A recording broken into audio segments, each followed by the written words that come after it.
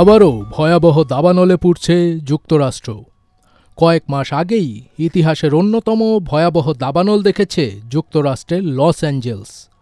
এবার যুক্তরাষ্ট্রের Grand Canyon National পার্কের নর্থ রিম এলাকায় এক ভয়াবহ দাবানলে ঐতিহাসিক গ্র্যান্ড ক্যানিয়ন লজ সম্পূর্ণরূপে ধ্বংস হয়ে গেছে। একই সঙ্গে আগুনে পুড়ে ছাই হয়ে গেছে বেশ কয়েকটি গুরুত্বপূর্ণ ভবন ও স্থাপনা।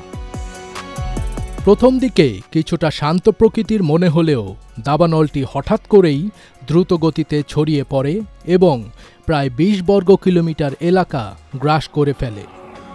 প্রচণ্ড গরম, কম আর্দ্রতা এবং দমকা হাওয়ার কারণে আগুন দ্রুত নিয়ন্ত্রণের বাইরে চলে যায়। পরিস্থিতি এতটাই ভয়াবহ হয় যে দমকল কর্মী এবং ভেতরে থাকা হাইকারদের জরুরি ভিত্তিতে নিরাপদ স্থানে সরিয়ে নিতে হয়। গ্র্যান্ড ক্যানিয়নের নর্থ রিমের একমাত্র পার্কের অভ্যন্তরের আবাসন ব্যবস্থা ছিল এই লজটি।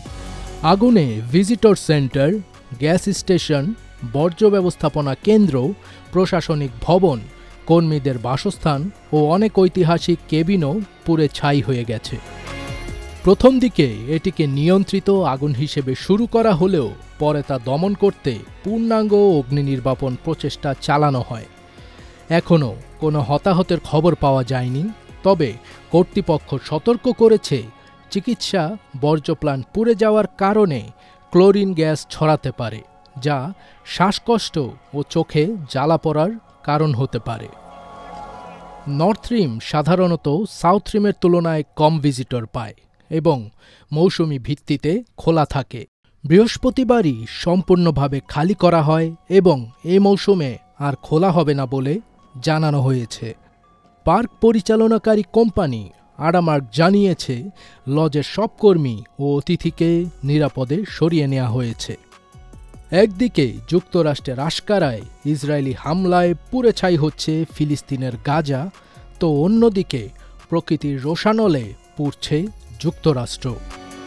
নেটিজেনরা যুক্তরাষ্ট্রের দাবানলের ছবি পোস্ট করে সামাজিক যোগাযোগ মাধ্যমে লিখছেন, আল্লাহ ছাড় দেন কিন্তু ছেড়ে দেন না।